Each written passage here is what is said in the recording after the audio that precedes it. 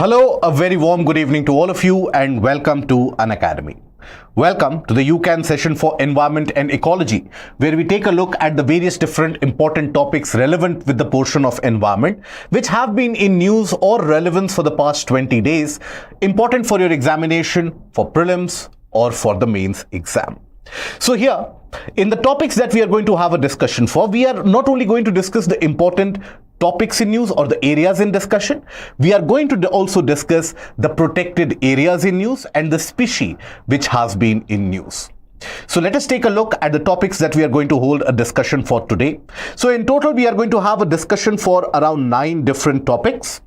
Now here, most of them today are going to be relevant for your prelims. However, few of them, for example, World Cities Report, etc., that can be relevant for the mains examination as well. So accordingly, we will carry out the discussion in whatever depth it is required. And eventually, we will try to understand what UPSC can pick out from that. So first of all, AQI Air Quality Index and Graded Response Action Plan has been in news owing to the large amount of pollution experienced in the region of National Capital Region of Delhi. And what is that GRAP? Who implements that GRAP? And also, what is the concept of Air Quality Index? How can cloud seeding end up lessening that or increasing that? That has also been the demand of the various different politicians and various different people, that there should be cloud seeding. So what is that concept of cloud seeding? Very briefly, we will cover that as well. Adaptation Gap Report, Protected Planet Report and World Cities Report. These are the 3 important reports that we are going to discuss. Out of these 2 are going to be relevant both for your prelims as well as for the mains examination. So we'll also take a look at the nuances of answer writing, that how do you write or how do you create an answer thereby. Global Energy Efficiency Alliance, that has been launched by UAE. Satyamangalam Tiger Reserve and Guru Ghasidas Tamor Pingla Tiger Reserve, they have been in news. The protected areas in news under that section, we are going to cover it. And African penguins, they have been declared as critically endangered by IUCN. So that also makes up the headlines and the important areas. What I would recommend and suggest to you guys is that after listening to this particular discussion, try to make your own kind of cataloging for these protected areas which we have been discussing, and try to merge it with the places in news discussion also, so that at the time of prelims you don't have to struggle too much. Now, before we initiate with the discussion for the day, an announcement for all of you. We do realize that preparation for civil services is a long drawn affair and is a marathon. It is not a sprint which can be achieved in 6 months. So here you hear about the news stories that XYZ individual cracked the civil services examination in first attempt, cracked the civil services examination without any help. Now, many of them are misleading, because anyone who cracks it in the first attempt does have a background of a couple of years of hard work. So keeping that in mind, and the candidates who are going to appear for the examination for 2026 and 2027, we have launched and we have come up with a very attractive offering, whereby you will get complete GS plus CSAT plus test series access, unlimited access to all the various different batches, whichever educator, whichever particular course that you like, you can attend them and thereby derive the knowledge. Mains test series plus paper evaluation, dedicated doubt solving during the live classes, and one-to-one mentorship. We have been proud enough, and we are proud to basically say that more than 70 selections have happened from the plus courses in the past year. So that is where you can enroll. The offer lasts till 27th of November. Attend the classes and find a decisive step in your journey for civil services exam. Now, having said that, let us jump to the first article and the first topic of the day, and that is Air Quality Index and Graded Response Action Plan. So, Air Quality Index, which gives you an idea about the type and the amount of pollutants which are present in the air. Now that is in news because owing to the fact that in the month of October and November, northern part of the country gets particularly polluted.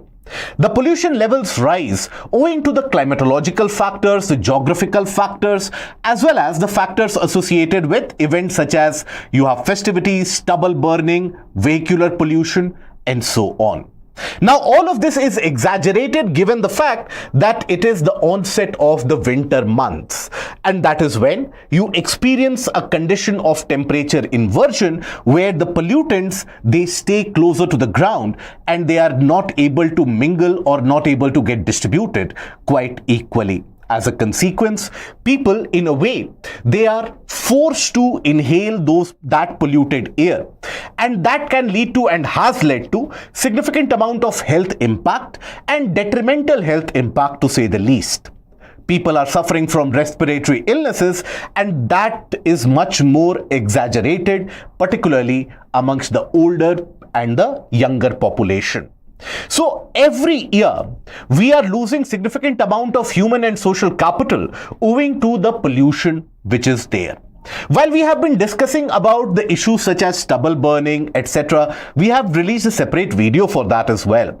But then overall, always in the month of November, you will come across the story associated with air quality index, that the air quality index is worsening. Day by day, you will find newspaper reports that the air quality index has further deteriorated. So what is that air quality index? What is the classification? Who comes up with that air quality index? And then what is the implementation of graded response action plan? Its impact? And is it something which can be taken a look at as a permanent solution out there? So that is something that we are going to take a look into. Now here, this is relevant for your prelims. What is that? What are the constituents which measure the air quality index? And the GRAP is something which is relevant for your mains exam as well as for your prelims as well.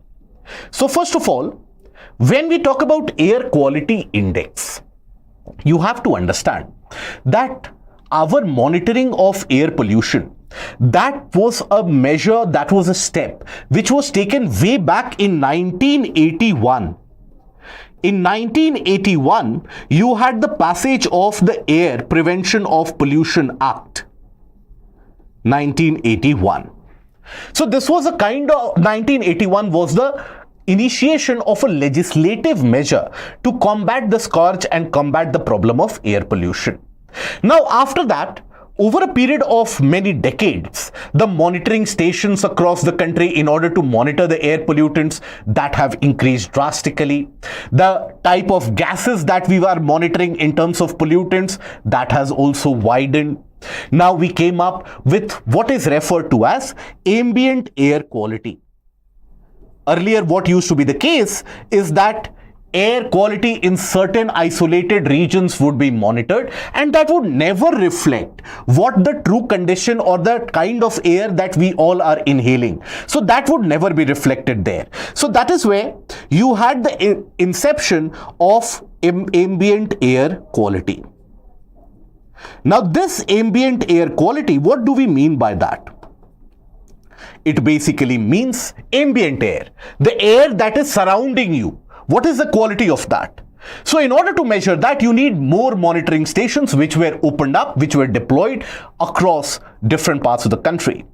Now, you also had a kind of a program launched by the government in order to initiate a kind of reduction of pollution in various different cities, in various different urban areas. But under this, you had the National Ambient Air Quality Standards, or what was referred to as NAAQS. This was arrived at in the 2000s, in the early 2000s, in order to monitor what are the various different loads of the contaminants of the pollutants which are present in the air. Contaminants and pollutants such as xylene, toluene, all of them would be measured. Ozone, particulate matter, all of that would be measured here. But then what was the consequence of that?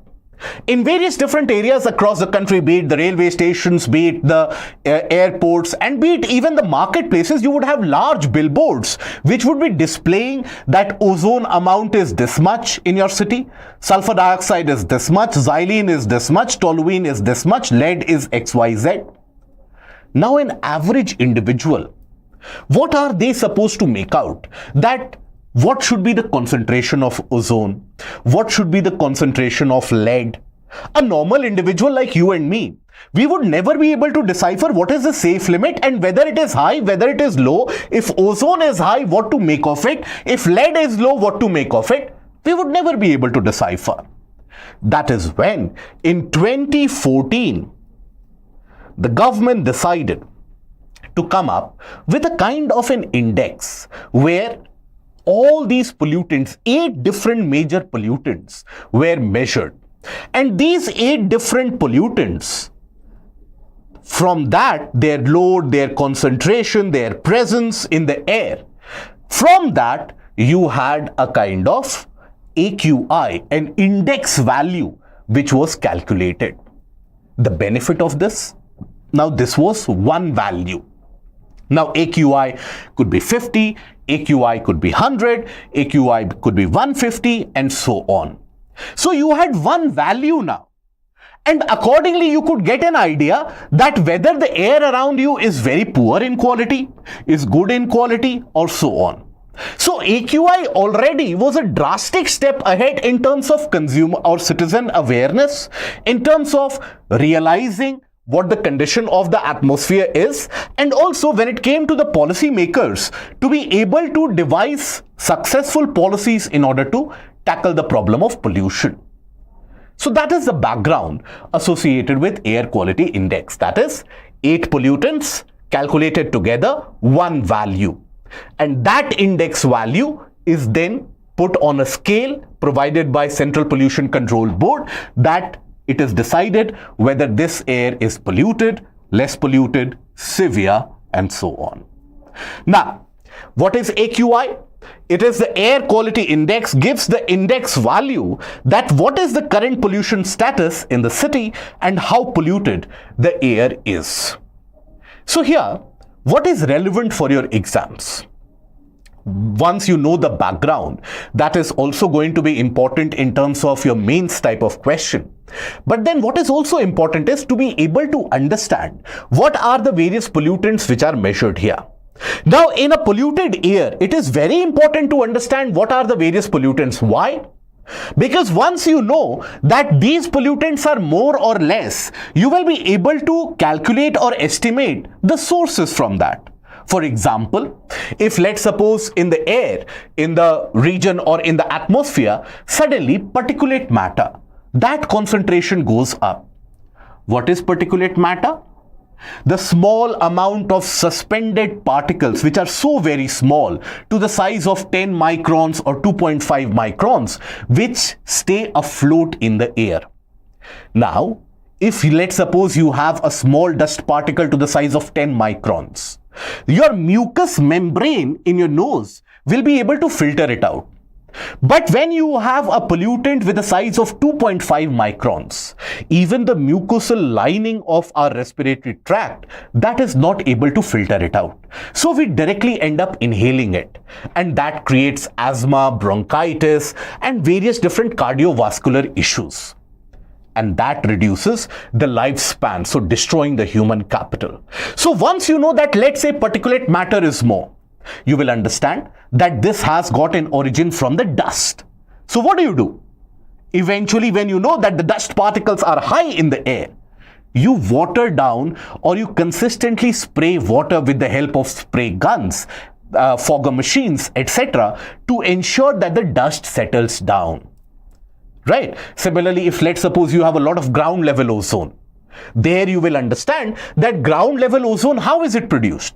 It is produced by nitrogen oxides which are released by fossil fuel burning by the vehicles, reacting with volatile organic compounds, etc. So you put a kind of a limitation on the number of vehicles on the road so that nitrogen oxides value that can go down. So understanding the pollutant load of the AQI helps you in triangulating and basically understanding which are the areas or which are the various different pollutants which are leading to issues.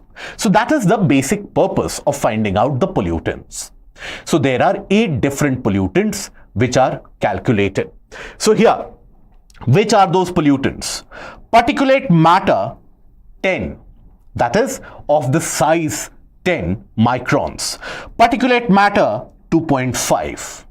Now out of 10 and 2.5, which is more dangerous? Always 2.5 is more dangerous because they are so very small, it cannot be filtered out. We end up inhaling that. So for example, black carbon or soot that you get by burning wood, by burning any of the fossil fuel, that comes into the category of PM 2.5. Very good. Then you have ozone. This is the ground level ozone. Ground level ozone, this is also one of the pet areas of UPSC. So how is ground level ozone produced? By the reaction of nitrogen oxides plus volatile organic compound in the presence of sunlight. You will find the production of ground level ozone. This is a harmful ozone. This significantly alters our respiratory lining. And as a consequence, the trachea in our respiratory lining, that gets impacted, and its expansion and contraction, which should happen regularly, that is also interrupted. Sulfur dioxide, nitrogen dioxide, carbon monoxide, lead and ammonia. These are the various different pollutants which are basically measured, right? And here many of the candidates, they commit the mistake of thinking that CO2 is also one of those pollutants. Please get this very clear. CO2 is not a pollutant. CO2 is a mere greenhouse gas. It leads to warming. But CO2 is never considered as a pollutant. Now here, based upon the concentration of PM10, PM2.5, NO2, then SO2, NH3, that is ammonia, and lead. These are calculated on a 24-hour period. And then ozone and carbon monoxide, they are calculated in an 8-hour period. Their concentration is calculated. And based upon that, an index value is arrived at. Now this indexation and the categorization, whether the air is good or bad, that is something which is done by Central Pollution Control Board or CPCB. CPCB, which in itself is the nodal agency tackling pollution across the country in all the spheres, be it water pollution, be it air pollution, be it noise pollution. So the required prescribed limit, that what should be the pollutant load in the water, in the air, all of that is defined by CPCB. CPCB in itself, is it a statutory organization or is it a constitutional body? What do you think? Do let me know. CPCB, is it a statutory organization or a constitutional body? Danny, statutory body. Danish, statutory body. Good. It was established under which act?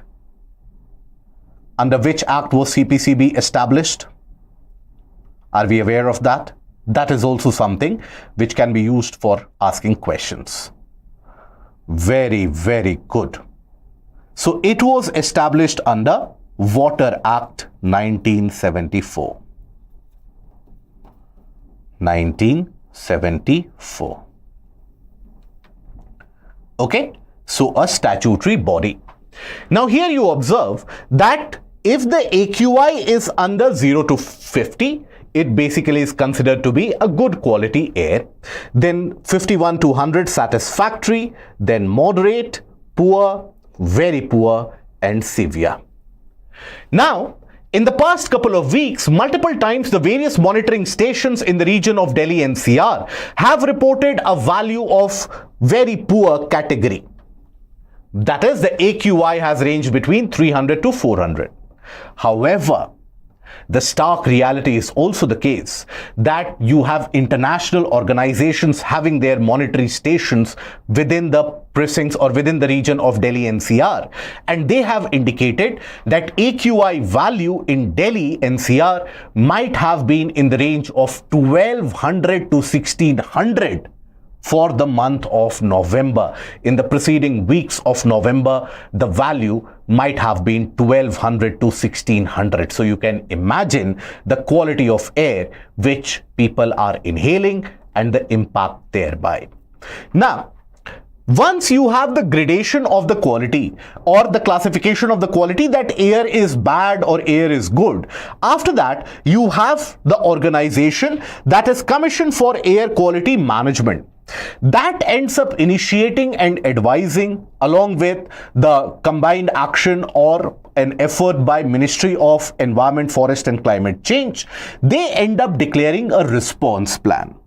That response plan is referred to as the Graded Response Action Plan, or what is referred to as GRAP.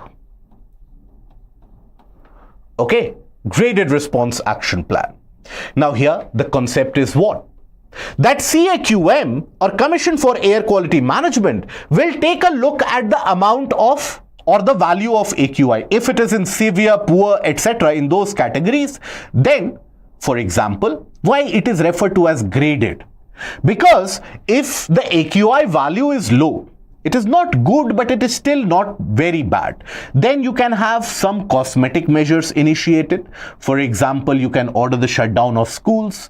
If the conditions worsen, you can order the shutdown of the industries for the temporary period. You can halt the construction activities for a certain period. You can basically advise the individuals not to come out of their houses. Work from home order has been given in many offices in the region of Delhi NCR. So there can be different kind of responses. So based upon what is the pollution load, you have a different action. Hence, Graded Response Action Plan, which is the organization CAQM, collaborates with MOEFCC. Now, it was this CAQM which received a significant rap from the Supreme Court recently.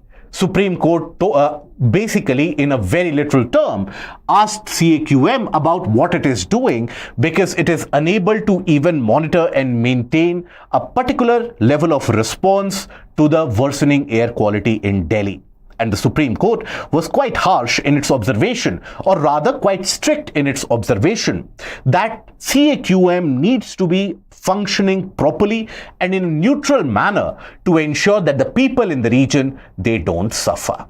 So that is how you have the concept of GRAP. Now, when we say Commission for Air Quality Management, because this was in news, so even the constitution or what is included in this Commission for Air Quality Management, that also becomes important for your exam. Who constitutes this body? What is this body made up of? So basically, it is chaired by a government official to the rank of Chief Secretary or Secretary. They will hold the tenure for 3 years or up till they reach the age of 70 years, right? So Secretary or Chief Secretary, they will hold the post for 3 years or until they attain the age of 70 years. It will also have 5 ex officio members who are at the rank of chief secretaries or secretaries who deal with the problem of environment in the neighboring regions, which is impacting or is also impacted by the problem of air pollution.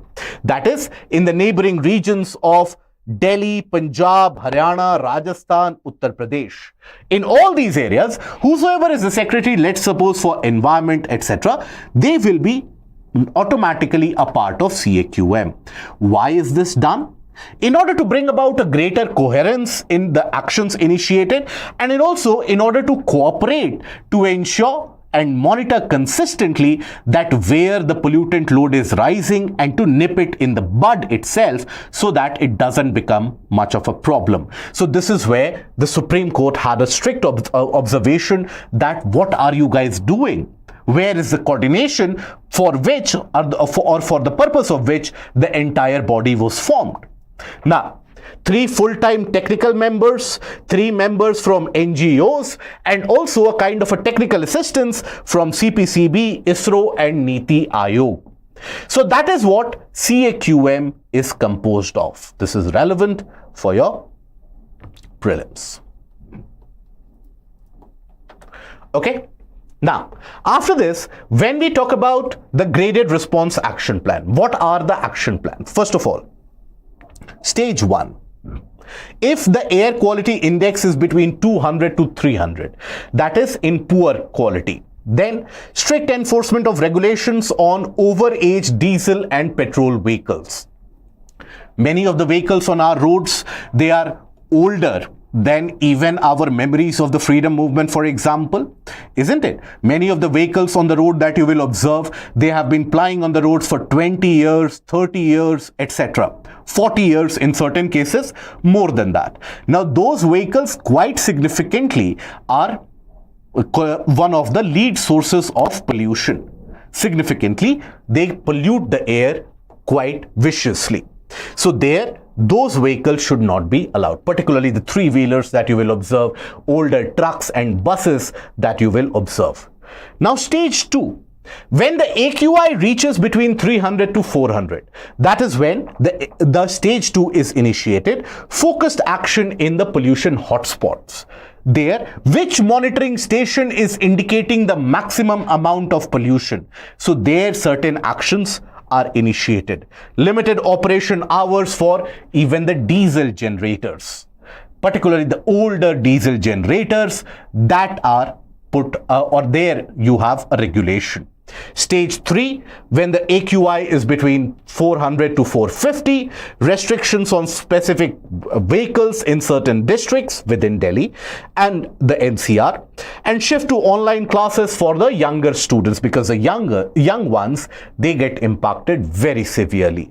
And then stage 4, where AQI is more than 450 to any value, then stringent entry restrictions for vehicles coming from outside Delhi, potential closure of educational institutions and non-essential business, so that the source of pollution is not there. So you have to be able to be aware to and also be able to recall these for the purposes of the mains exam.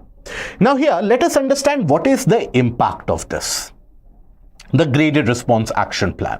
When you initiate the graded response action plan, first of all, whenever you consider impact, there will be positives, there will also be negatives. So what are the positives associated?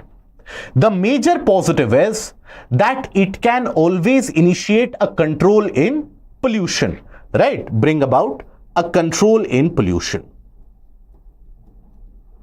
Controls the pollution. Then, secondly,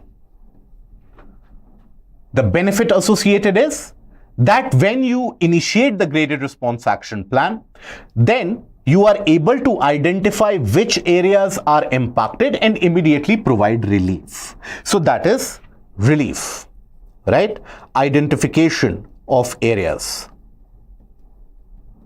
Identification of areas. Problem regions. You are able to protect the vulnerable population.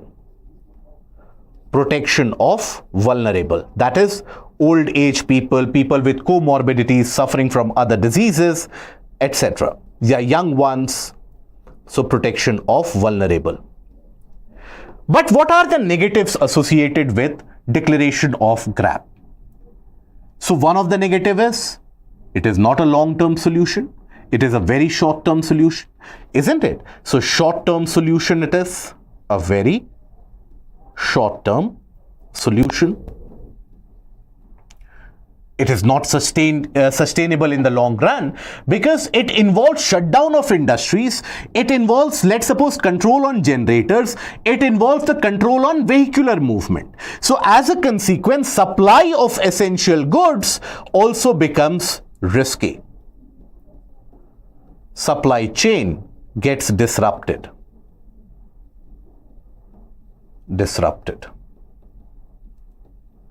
Then after that, other negative or disadvantage can be that it will also lead to an impact or a kind of economic slowdown, because obviously economic activities are the ones which suffer. So it will also lead to economic slowdown.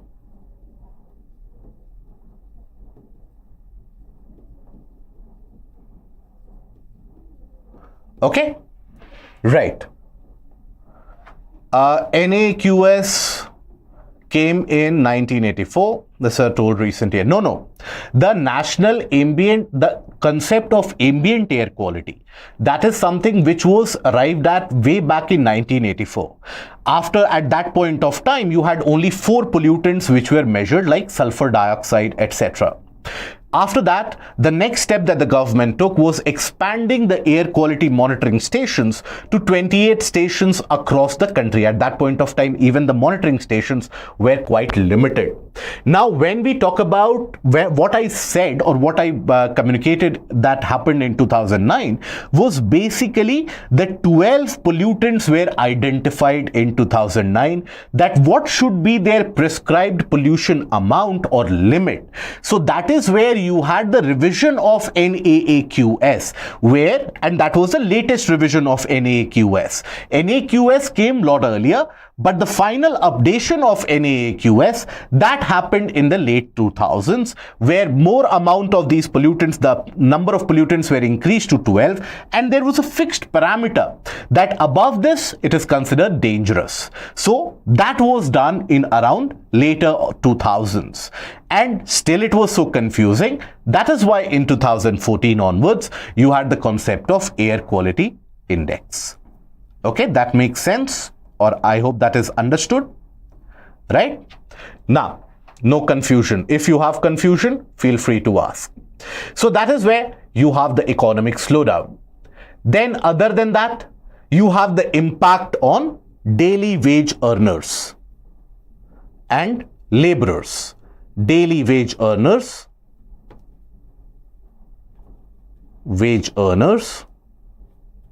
and laborers. Right, they also get impacted because of the implementation of graded response action plan. Then educational institutes suffer, the students suffer, their learning outcome can also suffer because of the shutdown which is initiated. Not many of the institutes have the facility to take it online. So as a consequence, this marks a considerable period of shutdown in many of the colleges, in many of the other institutes. So the learning outcomes, they also get impacted. Imagine every year for 1 month, if your learning outcome is impacted, then it will have a long-term impact as well, and year after year this is happening. So that is one of the major problems. So you have to be aware of the positives and you have to be simultaneously aware of the negatives as well. But the utility of GRAP is that regardless of, let's suppose, the kind of pollution, or regardless of the positives or negatives, this implementation of response plan is one of the short-term measures which can be put into place in order to reduce the impact on the human population.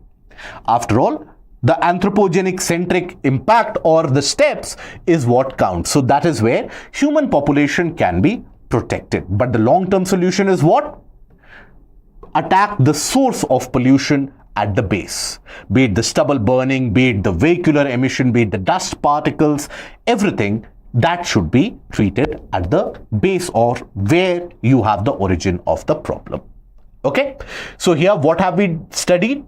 We have studied about the concept of AQI, the evolution of the measurement of AQI, the pollutants which are used in order to measure AQI. Those 8 pollutants you have to understand is important for your examination. Very, very important for your examination. Okay, so out of that, ozone, carbon monoxide, they are measured on a different scale as compared to the rest of the pollutants. So that also you have to be aware of. And then what is the graded response action plan, who initiates this, and what is the overall impact. Okay, I hope this is understood. Now, Danish, CPCB is Central Pollution Control Board. That is the apex organization in India which deals with, apex organization means the top nodal body which is responsible for everything associated with pollution in terms of its monitoring, setting the required conditions, regulations, implementation, etc. Now, you have under CPCB the various different state pollution control boards which are also there. Now, those state pollution control boards take a look at those regulations, implementation of those regulations in the region of those respective states. Now, CPCB was created way back in 1974, right? Now, with the passage of Air Act, the purview or the overall domain of CPCB was increased to consist of even the regulations associated with air pollution. But the most massive increase in the power of CPCB, including the kind of inspection, ordering the closure of industries not following the norms, that incremental increase in power of CPCB was done in 1986 with the passage of Environmental Protection Act. Protection Act. So this is when the powers of CPCB was increased. Okay? Right.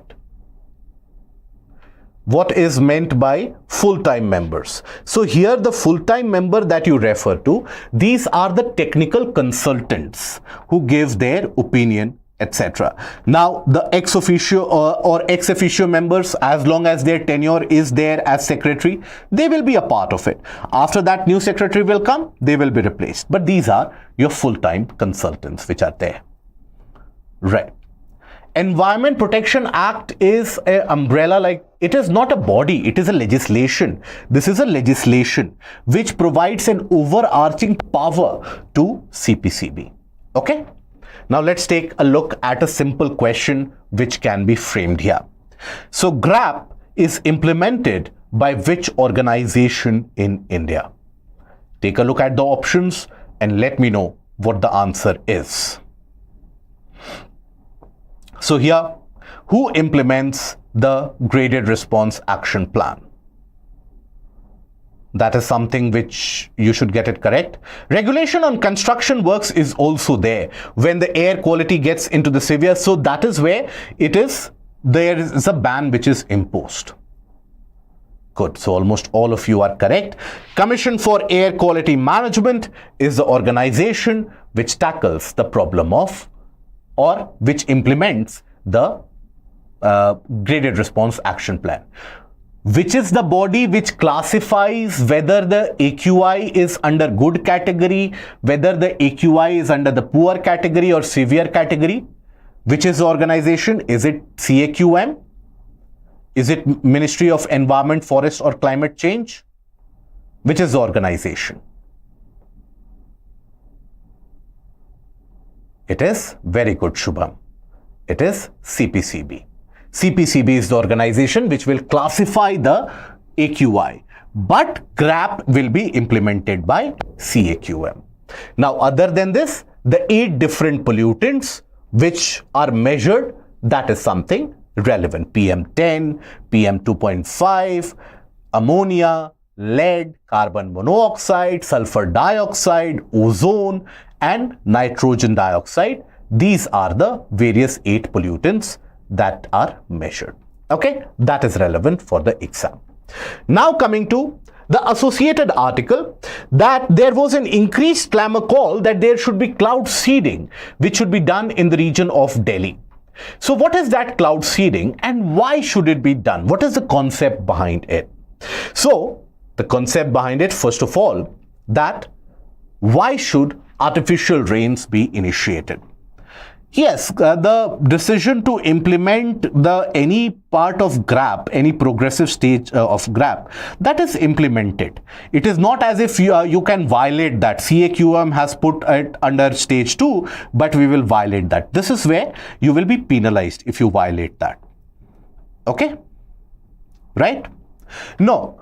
GRAP 1, 2 and 3, they appear to be same, Pooja, but there are minute differences when it comes to the time of implementation.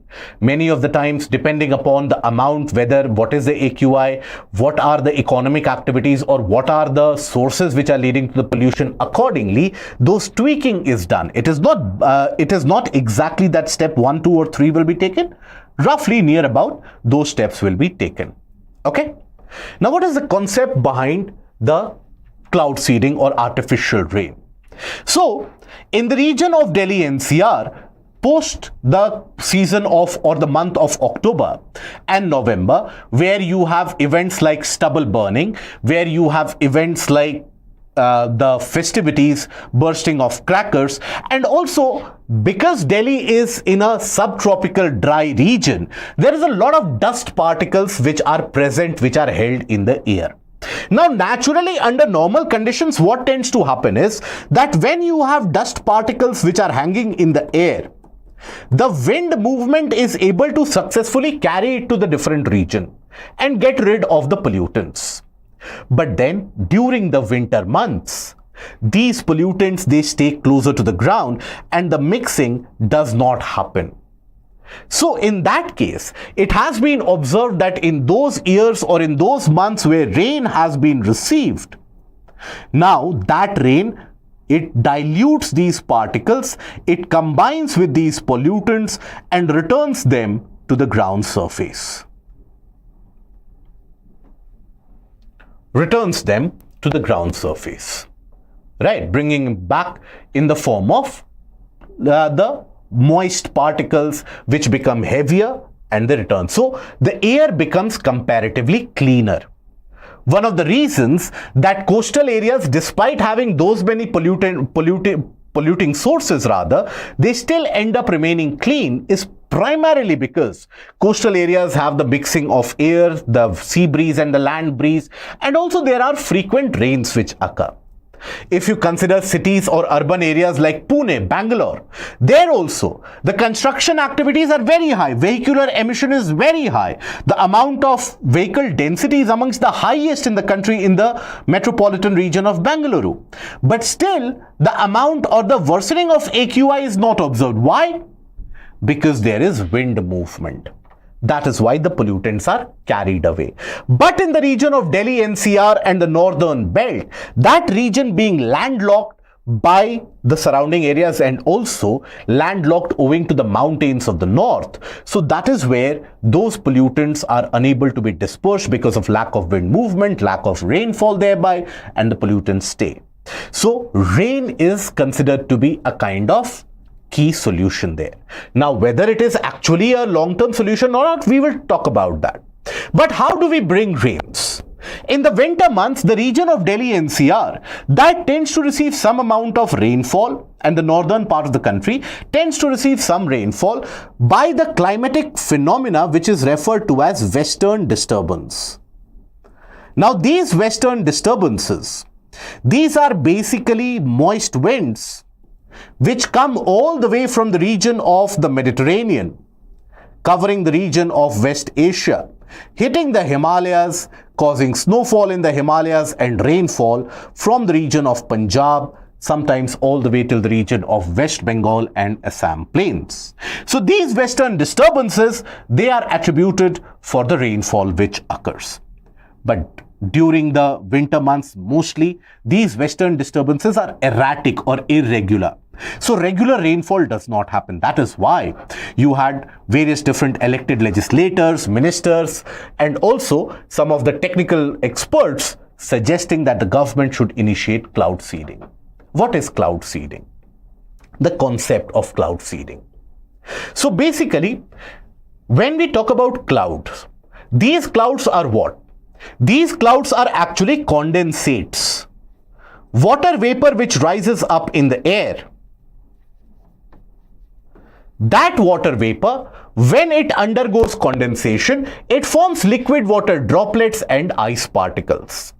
Now, only when the ice particles or water droplets become heavy enough will they fall down as rainfall. Otherwise, simple condensation will never lead to rainfall, because the condensation will lead to such fine and tiny particles. They will be so light that they can be suspended in the atmosphere itself. So in the process of cloud seeding, what you do?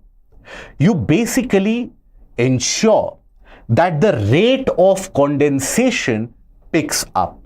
So by cloud seeding, what you do? You ensure that the rate of condensation becomes higher. Now, when the rate of condensation, how will you ensure? that the rate of condensation goes higher? By spraying certain particles. Particles such as silver iodide. And these particles are sprayed. Now they can be either sprayed by an aircraft or they can be sprayed even by the ground rockets, right? The ground launchers. They can also spray that particles. Now once you have silver iodide and the other particles which are there in the atmosphere, now at that height they are very cold. Now they will start acting as the nuclei, or what is referred to as condensation nuclei, which will allow a rapid rate of condensation to happen. Whatever water vapor would be present in the air nearby, now they are present in the vapor state because they are not cool enough to carry out condensation. But the introduction of these cold particles will ensure that the temperature suddenly plummets in that region and the water vapor condenses. So the rate of condensation substantially increases. As the rate of condensation increases, that is when what will happen? The size of nuclei, size of condensates will be higher.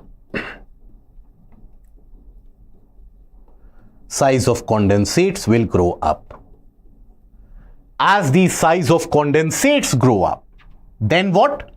They will very soon become heavy enough and they will cause rains. So that is the entire principle involved behind this artificial rain or cloud seeding. This has been under practice in areas such as UAE and West Asia and even China for that matter for some period of time. For example, when China was about to host the very prolific and the very much awaited Beijing Olympics in the 2000s. Now at that point of time, the air of Beijing was the one which would make news headlines across the world as being amongst the most polluted air in the world. Now China was holding this marquee event, so it wanted its impression to be golden out there. It had spent billions of dollars. So China basically envisaged a plan to create that cloud seeding and artificial rain in order to get rid of the pollutants. So that is when the idea of cloud seeding to fight pollution that started taking ground. Before that, cloud seeding and artificial rain would largely be targeting the drier areas to bring much needed relief. Now, that is why eventually it is also being advocated in the region of Delhi NCR. Last year also, there were a lot of voices that cloud seeding should be done, artificial rain, it will get rid of the problem. Now, here, it is known as the artificial rain, is a weather modification technique that aims to enhance precipitation by introducing substances in the clouds to stimulate rainfall. It involves dispersing materials like silver iodide, potassium iodide, or even dry ice, that is CO2, frozen CO2, into clouds to encourage the formation of rain or snow. How? By increasing the rate of condensation, forming large nuclei. These particles serve as nuclei for water droplets to form around, potentially leading to increased precipitation.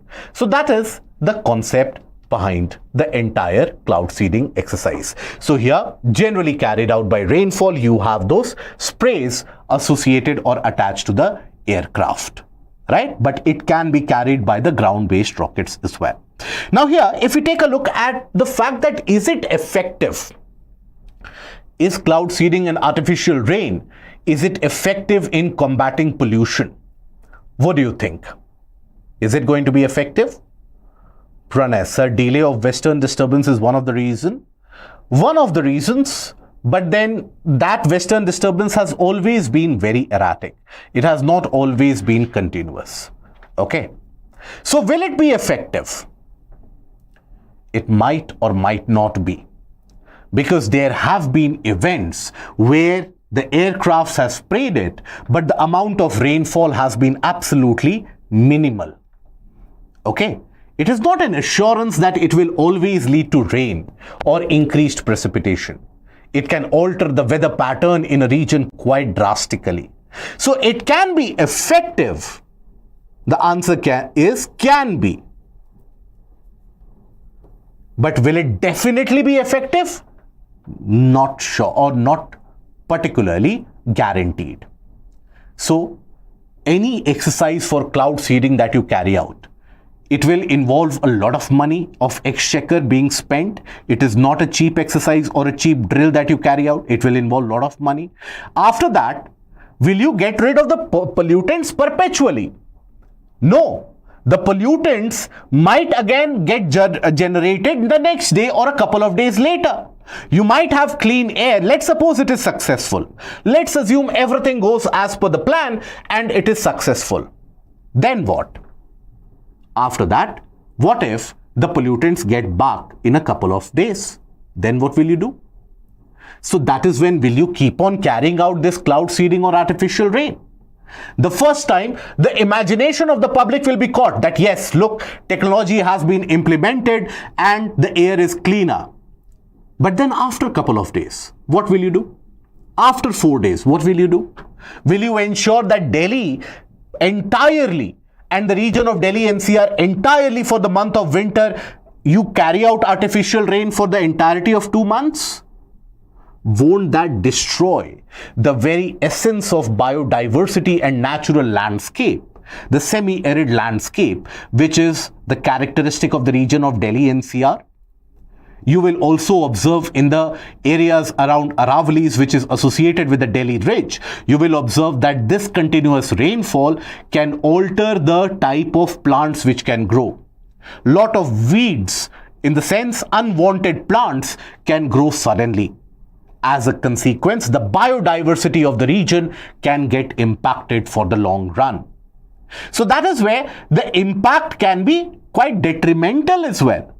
But even if it is positive, it is a very temporary duration solution that we are devising. And that too, if you carry out the ROI, the return on investment, it is very risky. You are spending a lot and not expecting anything in return. So that is why this is a short-term temporary measure which can provide some relief, but that too only for a couple of days. Implementing it throughout the months of winter when the region of NCR and northern part of India experiences the worst of pollution, that is practically not feasible. Even UAE, with all the oil money that it has, is very reluctant to utilize this artificial rain in larger areas. So what will our plan of action be? Today we are talking about Delhi. That in Delhi you create artificial rain, that will be it. But what about the neighboring districts? If the neighboring districts are polluted, then will the air of Delhi remain clean for a longer time period? So someone will come up with a solution. Why not cause rains in the neighboring district also? Up till what extent? Delhi NCR is an urbanized pocket, is a kind of a conurbation which extends all the way till Chandigarh and all the way from the region around Meerut to the area around Saharanpur. The entire region is getting urbanized. So where all will you cause the artificial rain? And too much of artificial rain in that area will also disrupt the sowing of the rabi crop, that is wheat. That will also get impacted. So that can never be a long run solution associated. Okay? Energy sector also contributes for pollution in Delhi. Absolutely yes. Absolutely yes. Energy sector, transportation sector, construction sector, all of them, along with the factor of stubble burning, all of them will contribute to the pollution. Right? Now, let us take a look at the practice question, the kind of subjective question from here which can always be expected. So here, what is cloud seeding? Can it be an effective mode to tackle air pollution? It is a 10-marker question. How do you approach this kind of a question? So when you are writing the intro, in the intro you talk about, you address the first question or the main topic. What is cloud seeding? So the definition which is provided here, you can put that also. That cloud seeding refers to introduction of various different particles such as silver iodide, dry ice, potassium iodide, which can accelerate the rate of condensation and create artificial rainfall. That will be your brief introduction. So there you talk about the concept of cloud seeding, the concept associated. Okay. What is the concept involving that? Then in the body portion, how is it that artificial rains, draw a representative diagram also. In this kind of a question, please don't start writing a complete literature answer. Wherever possible, draw the diagram. So here, talk about artificial rains and their impact in terms of pollutants. Which is the pollutant whose load will be substantially reduced with the artificial rain? Which is that pollutant? That is particulate matter. Particulate matter, their load can be very significantly reduced. Very good, guys. So that particulate matter, their load can be reduced. So that you have to talk about. Then, can it be an effective mode? So here there is a scope for both positive and negative. So here, first of all, what you should write the positives. That yes, it will reduce the pollutant load, it will return them to the soil, reduce the or improve the air quality in terms of the air that we inhale. That is what you will write in positives. Try to write it in point-wise manner. After that, but don't overstretch it because it is only for 10 marks. After that, however, there are certain challenges which confront us in terms of implement or effectiveness or efficacy of the artificial rain. Then write point by point that it can alter the weather phenomena for worse, impacting the biodiversity and environment of the region. That can never get rid of the source of pollution, which oftentimes in the region of Delhi comes from the surrounding areas due to the impact of stubble burning. It will be a very temporary solution. So like that, talk about the challenges. Okay, after positives. How do you conclude the answer? This is where most of you are finding difficulty in terms of conclusion. So how do you conclude? So when you try to conclude the answer, talk about the fact that air pollution is one of the major issues that a modern India faces, impacting large amount of human population. Getting rid of the air pollution is something where long-term measures and long visionary measures, any of those terms, have to be implemented, tackling pollution at source. As Supreme Court has made an observation that right to clean air comes under the purview of fundamental rights, part 3 of Constitution, it is the right to life for common citizenry which cannot be taken lightly. So in order to ensure clean, breathable air, we have to ensure that pollution is tackled once and for all. Like that, you can conclude. Yes, very good. So Article 21, you can quote. Okay, very good. But diagram is also important in this. Okay, please don't forget the diagram. Now, few of the reports which have been released. I hope, as I had advised you, as I had recommended to you, that I hope you are maintaining a separate factoid sheet for the various different reports which are coming out, the organizations which are submitting the report, and what the report talks about. So, on the eve of Conference of Parties number 29, you had UNEP releasing the Adaptation Gap Report. In the previous session, we had talked about the Emission Gap Report. Now you have the Adaptation Gap Report. Now, yes, Conference of Parties 29, which was held in Baku, Azerbaijan, which was concluded recently, there are certain outcomes associated as well. We are not discussing that in this particular session because the details that how and why India has rejected the funding plan, what was the narrative put forward by the developed countries, that is still very hazy and grainy. So I don't want you to run away with a kind of a half-baked information or half-baked knowledge. In the next UCAN session, we will be talking in detail about what the Conference of Parties 29 was, its outcome, and relevance for India. That is something we are going to discuss in the next session. However, on the eve of that Conference of Parties 29 meeting, Adaptation Gap Report was released. What is this report highlighting? This report particularly focuses on the fact that in order to fight against climate change, the various different countries need to bring about their climate action plans, national action plans, the implementation of modern tech, the financing which is required. So that is your adaptation against climate change. So what should be the level of adaptation that the world requires in order to successfully ward off the impact of climate change? And what is the reality of the world? What is the funding gap which is present in the world? So that is something which is highlighted ably by the Adaptation Gap Report. Okay? Right. Who will be responsible for taking action for cloud seeding center? It will eventually be carried out by the recommendation of Ministry of Environment, Forest, Climate Change and the in principle agreement by the central government as well. CBDR was not followed. Yes, there was a lot of hypocrisy, Pranay. Correct. Now here, UNEP has released the Adaptation Gap Report and the report has been titled Come Hell and High Water. So come hell and high water. What are the key highlights of the report is what is essential, along with the fact that who has released it. By the way, UNEP was formed when? Are we aware? Do we recall that? We discussed it in the sessions previously. UNEP was formed when?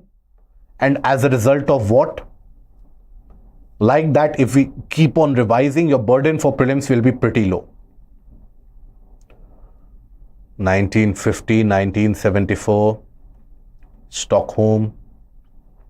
So UNEP was created as a result of 1972 Stockholm Convention or Stockholm Conference. What do you think? What was it? Stockholm Conference on Man and Environment, right? So as a consequence of that, you basically had UNEP which was formed. Okay? Now, while this report indicates that there are various measures taken by the different countries in order to adapt and in order to combat the impact of climate change, it is still far away from what is required, the wanted levels. We are still very, very far away from reaching that. So, while inching forward on adaptation planning, collectively, developing countries are falling behind in terms of implementation. Why? Because of gap between adaptation finance needs and the adaptation finance which is coming over. There's a large gap. And why only developing countries?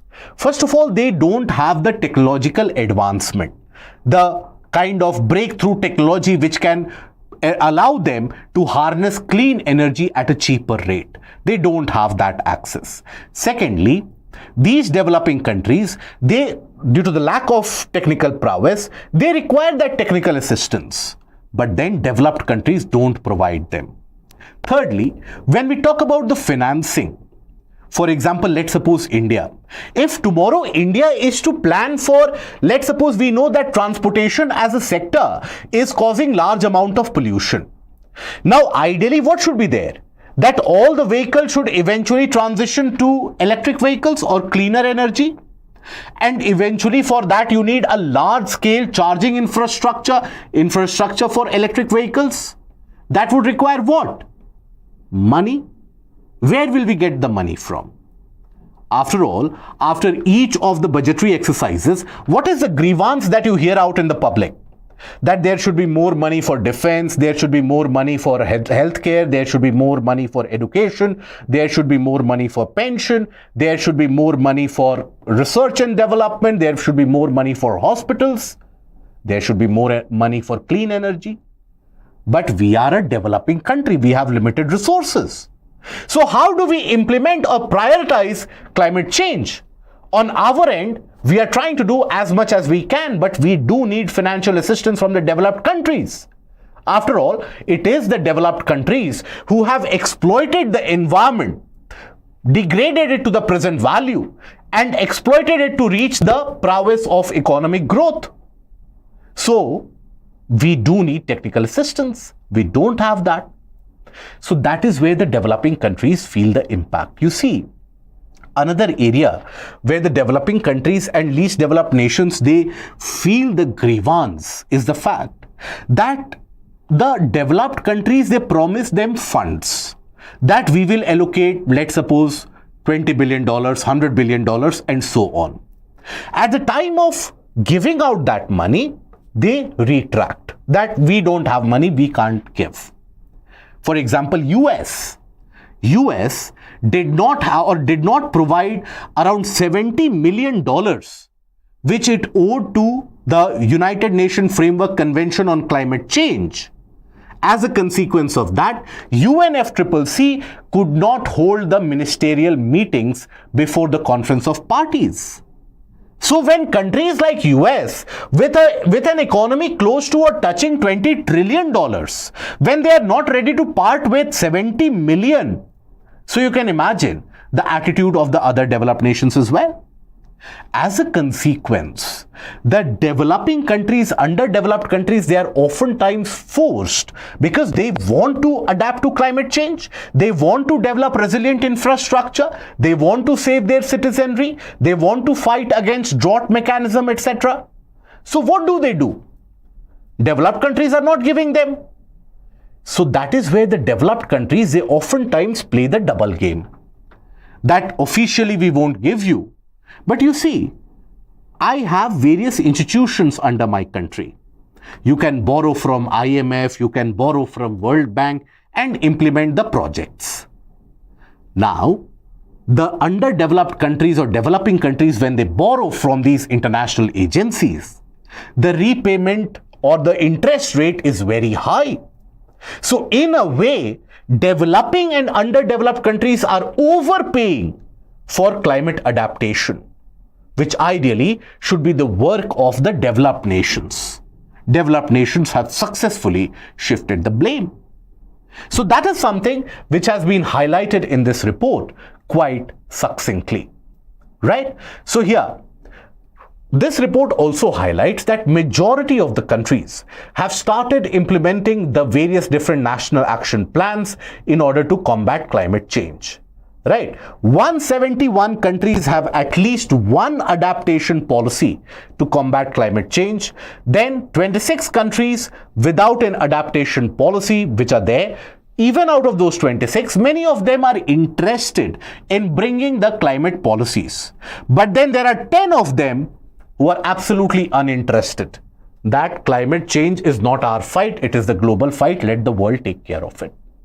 So this is a very interesting curve or the graph which has been highlighted by this report. And there are positives that you can take out of it. How? So for example, observe this graph carefully.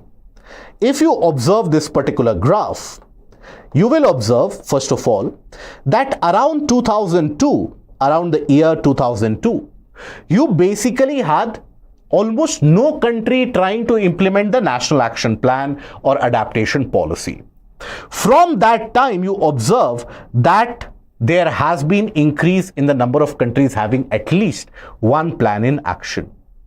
Right? Now, if you observe, there are many countries which have, by 2024, there are many different countries who have more than two or who have at least three of the adaptation policies. So that is a good sign. But then simultaneously, there are 10 countries who are absolutely not interested. Right? So that is basically one of the good news, at the same time, a point of concern. Then, if you take a look at it, that comparison of adaptation finance needs, what are the needs? So if you take a look at the finance needs, this is the need of the entire world. In terms of $1 billion per year, developing countries require close to around $387 billion per year, right up to 2030, in order to ensure that they are able to adapt to climate change. That is the money required. Now, what is the overall financial flow? This is the financial flow. Very, very minuscule. So what will happen?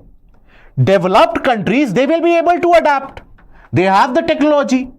But the developing and the vulnerable population in the developing world, they will suffer immensely. Then this is also a kind of an interesting graphic. So all of that I have attached in the PDF so that you will get an idea, and the PDF you can get from the Telegram group. So basically, so that you can study these, you can get through these graphs which have been represented in the report. So here, this talks about the fact that majority of the times when you have some amount of money which is invested in order to combat climate change or adapt to climate change, it is done under a situation which is reactive. For example, let's suppose you already have droughts and heat waves which become a recurring phenomena in your country.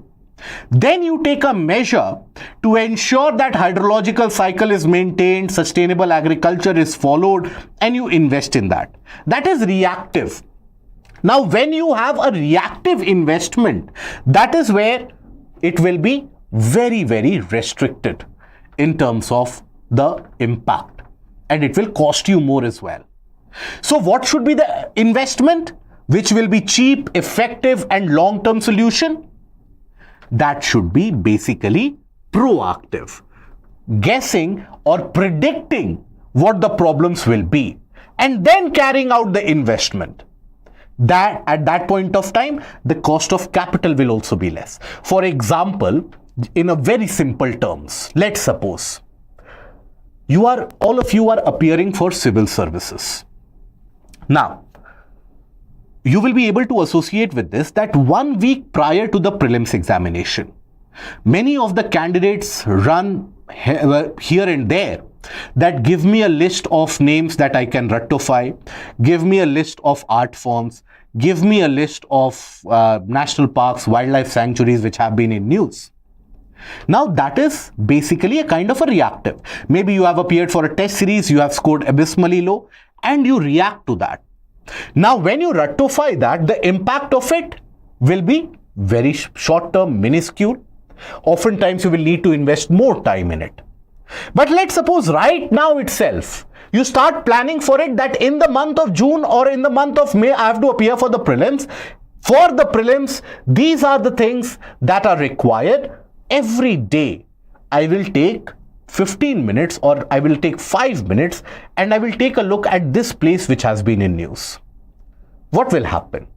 By the time that you reach or approach the month of May, you won't need to invest any time in that because you have proactively done that measure, right? So always proactive investment is going to be low cost, it is going to be more effective and more efficient as well. So here it is indicated that to meet the scale for climate change challenge, adoption financing needs to shift from the historic focus on reactive, incremental, and project-based financing towards anticipatory. You anticipate the problem, strategic, and transformational adaptation, right? So for example, how do you change to a new system or a new state? For example, the air pollution is a problem. So why not invest right now in developing cleaner mode of transportation? Why not develop an alternate mechanism so that the stubble burning does not happen? Go for crop diversification, right? So that is where you need to be proactive and transformational investment. Then the least developed nations, they bear most of the cost involved. Because why? Because ideally, when you provide that amount of fund or money, let's suppose from bilateral institutions, from multilateral institutions like the Global Environment Forum or GEF, then it is concessional. It is in the form of a grant. But what in reality is happening is that when the people or when the countries require the funds, GEF turns a blind eye. Green Climate Fund turns a blind eye. Global Environment Facility, that is GEF, they say that we cannot give the money right now because the developed nations have not given us money.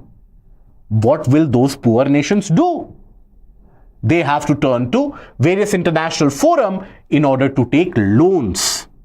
And in the case of loans, it is not concessional. So when you take loans from, let's suppose, the financial market, in that case, what will happen? What will be the impact of it? That repayment of finance is the most major portion. The interest accrued will be very high. So the real impact basically means that the society or the citizenry, right, the public exchequer, they have to pay. You and I, we have to pay from the taxes, right? So that is why we have to promote bilateral or multilateral institutional finances, right? So this is a very major sticking point, and this is something which has been coming up for the past 1 year. So that is why the financing issue, you have to be able to recall that entire systemic issue. So what is the issue? That adaptation financing is mostly financing is carried out mostly by the means of loans, right, or credit. So that means repayment burden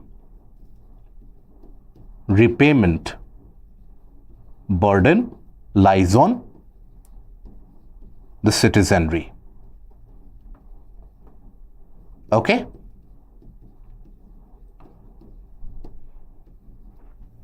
So that should be converted into grants in aid. Rather than loan or credit, it should be converted to grant in aid by the developed nation, following the principle of common but differentiated responsibility, right?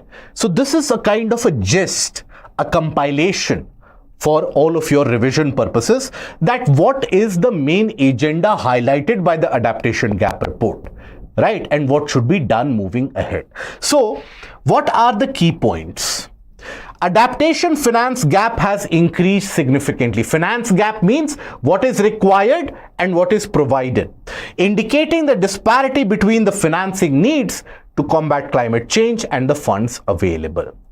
Then current funding is subsequently lower than the requirements, with only $28 billion which are provided, which is just 5% of the projected needs which were arrived at the Glasgow Climate Pact. Glasgow Climate Pact was arrived when? It was an outcome of Conference of Party 26, which was held in December 2021 in Glasgow, UK. The aim of this was to galvanize the funding mechanism, to mobilize the funding mechanism, to reduce the impact and reduce the overall emissions also, right? So that was the climate pact, but we have been able to deploy only 5%. With the election or re-election of Donald Trump, even that 5% appears to be dicey. Not that when Joe Biden was there, he provided a lot of resources to the climate. No. US has historically never been one of the large providers against climate change.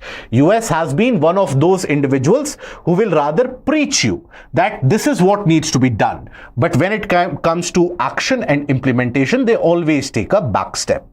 Now, the developing countries actually need money in the tune of $387 billion, as highlighted by the graphic as well, annually by 2030. And we are deploying how much? 28 billion. How low is that? Then funding from private sector, which is required. Eventually, funding by governments, any government of the day, they will always be reluctant to provide that. Because the governments will feel that if I have this much amount of money, I'm spending, let's suppose, in healthcare, in the case of finance, in the case of defense, in the case of education, I have this much amount of money left. Why shouldn't I start a welfare scheme from this money for my citizenry so that the citizenry will have a better life? Why should I give this money to the developing nations for climate adaptation. So they will always hit a limitation. It is the private entity whose financing has to be utilized and financing has to be mobilized. But the private participation is very, very low. Impact is significantly exaggerated in the developing nations and particularly the vulnerable community. What is the vulnerable community?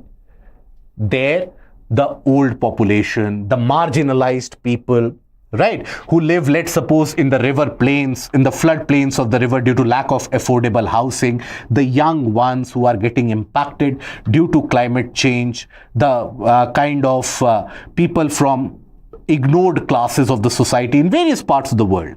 They suffer more because the rich, they are always going to be able to take care of themselves. It is the poor, it is the marginal who suffers from the impact of flooding, who suffers from the impact of heat waves, who suffer from the impact of droughts, who suffer from the impact of crop failures. The rich don't.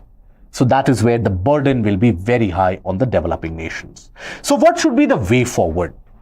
Interventions to support capacity building by the developing nations, right? How should we provide those interventions? So first of all, identifying and mobilizing the capabilities of the local community in that country. For example, let's suppose you are trying to provide financing to a country like India. Now, India has got its certain expertise, the software sector, the technology sector, right? So how can we use that in order to adapt, in order to bring about robust systems which can tackle with climate change? So indigenous capabilities need to be promoted and need to be worked around. Provide a balance of emphasis on hard, that is technologies, and soft capacities, that is enabling condition for that technology. Just providing the technology for manufacturing, let's suppose battery for electric vehicles, will that be sufficient? No. Also provide the credit, let's suppose, for the charging stations, the ecosystem, so that electric vehicles can be provided at a cheaper cost. So both of them have to be there, right? Place gender equality and social inclusion considerations at the center so that the vulnerable, they are not excluded. So these points are important because many of the times when we think about writing the answer about adaptation gap, we simply restrict ourselves to financing, technical assistance. But financing for what? Technical assistance for what? That is what you need to be able to specify in detail. Now, capacity building and technology transfer plans should support the adaptation of technology across various different sectors, not restrict themselves to a microcosm, let's suppose only of transportation, let's suppose only of energy generation, right? Scales and developmental priorities of that nation. Right? Build capacity for transformational change. Funding models need to change from loans to grants. So suggest risk finance, resilience bonds, debt for adaptation swaps, ecosystem service payments, all of that. Innovative funding mechanism needs to be arrived at. Okay? So that is the case of the entirety of Adaptation Gap Report. What it has highlighted? That the financing is not sufficient. Why is it not sufficient? Because the developed nations are not providing that. Why the developed nations are not providing that? They are basically evading from the principle of common but differentiated responsibility. What should be done? Innovative mechanisms of financing should be brought into play. Why? Because the least developed nations and the vulnerable communities, they are getting impacted. Why? Because the money that they are availing, first of all, is very less. They are availing that in the form of loans in general. So first of all, we will discuss a mains type question from this, then a prelims type question we will discuss. So first of all, discuss the challenges faced in tackling climate change as indicated by the Adaptations Gap Report 2024 and highlight the implications of the same. So here, if you take a look at this particular question, you have to understand that it has got two parts. First of all, challenges faced in tackling climate change. That is something you have to identify. What are the challenges here? The aspect of inadequate financing. concentrated financing, right? Lack of technology transfer. These are the challenges. And what are the implications? You will have an undue burden on the least developing nations, undue burden on the vulnerable community, evasion of the principle of CBDR. Okay, so here, how do you introduce the answer? So in the introduction, you have to talk about the fact that how the climate change, which is no longer a theoretical concept but a reality that we all are facing, that climate change needs urgent attention, or adaptation is required in order to ensure that the citizenry are able to live a good life thereby. So that will be your introduction. Then talk about the challenges faced. Talk about provide the data. Data authenticity is important here. Provide the required data and then talk about the challenges and the implications of the same as well. Okay, let's take a look at the multiple choice question. Which of these reports are released by United Nations Environment Programme or UNEP? Adaptation Gap Report, Emissions Gap Report, Living Planet Report, World Cities Report. Now, in the previous UCAN sessions, we have been discussing Emissions Gap Report, Living Planet Report as well. So, take a look at the question and let me know what the answer is going to be. Adaptation Gap Report, Emission Gap Report, Living Planet Report, or World Cities Report. How many of them are released by UNEP? I have B, C, only 2, C, only 3. Okay. Which of these ones are the ones released by UNEP in general? Here, if you think about it, which are the ones? Very good, Danny. We have discussed it in the previous UCAN session as well. Adaptation Gap Report and Emission Gap Report, they are the ones released by UNEP. Living Planet Report is released by World Wildlife Fund for Nature. That was also released recently. That is, last month, this report was also released, which talked about the loss of biodiversity experienced in the terrestrial region, in the region of the freshwater ecosystems, etc. And the fourth one, World Cities Report, is released by UN Habitat. Something that we are going to take a look at today, right? So here, the correct answer is going to be B, that is only 2. Okay, I hope this is understood. Now, coming to another report. This is also partly released by UNEP. That is the Protected Planet Report.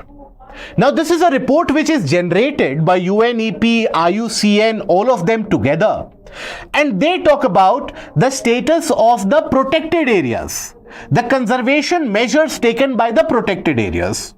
Because you see, we have been discussing another convention for the past couple of months, and that is Convention on Biological Diversity.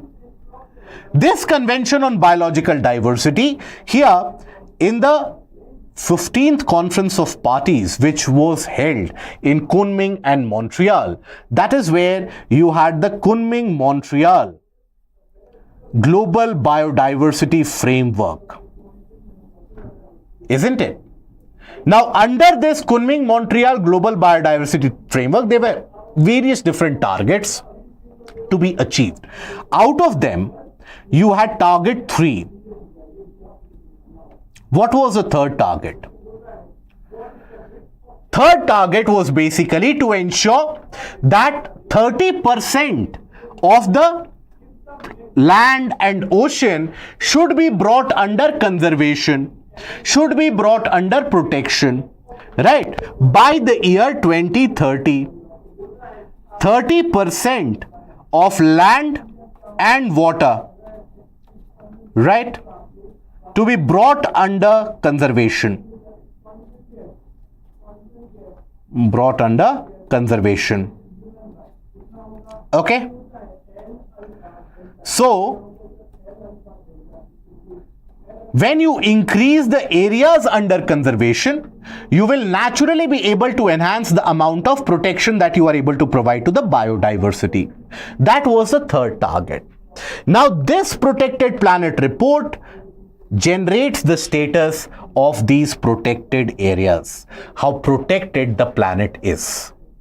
So here you have an impact which is carried out, an impact study which is carried out of the various different protected areas which are actually carrying out the conservation, other effective conservation measures or OECM, where it might be outside the purview of, let's suppose, a national park or a wildlife sanctuary or a biodiversity reserve, but still you carry out the conservation under various methodologies. So that is the aspect of OECM. Right? So whatever might be the measure, whatever might be the method, whether protection is carried out, whether governance is carried out. And the report has highlighted some of the very stark realities. The fact is that even though 30% of the land, water, etc. has to be brought under conservation by 2030, till now we have only around 17% of the land which is under conservation. The area under, or the oceanic area under conservation, that has increased, but not in the high seas, only in the national jurisdiction. And when we talk about the entire principle behind conservation of biological diversity, one of the main driving principles has been that there should be a kind of involvement of the indigenous population, the local population. Fair and equitable access and benefit sharing should form a basic DNA. So that is again something which is not being implemented. So these loopholes have been highlighted in this report. So here, what is relevant for your prelims? Which are the organizations which have released that report? So UNEP, right? Under UNEP, you have World Conservation Monitoring Center, the IUCN, and World Commission on Protected Areas, right? These three organizations have released the Protected Planet Report 2024, right? Now, it is one of the first comprehensive evaluation of the global protected areas in order to monitor whether target number 3 of CBD under Kunming-Montreal Global Biodiversity Framework, whether that is going to be achieved or not. Highlights both the progress made and challenges ahead in achieving the target number 3. Right? So here, what was the target number 3? This graphic of the report talks about that. So what was it? By 2030, at least 30% of the terrestrial, inland waters and coastal and marine areas should be under conservation. Where? So where you have key biodiversity areas or KBAs. KBAs refer to key biodiversity areas. Okay? There you need to carry out protection and conservation. Ecosystem function and services wherever they are very diverse in those regions also. How do you do that?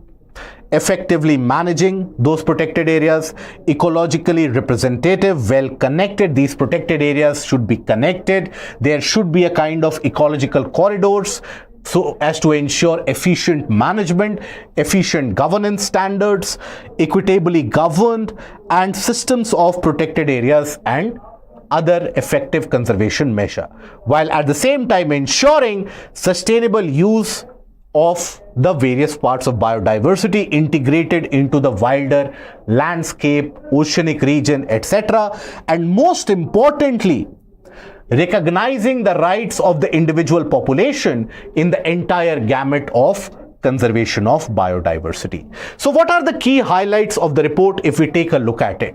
So basically only 17.6% of the land and inland waters and 8.4% of the ocean and the coastal areas, they are under protection, right?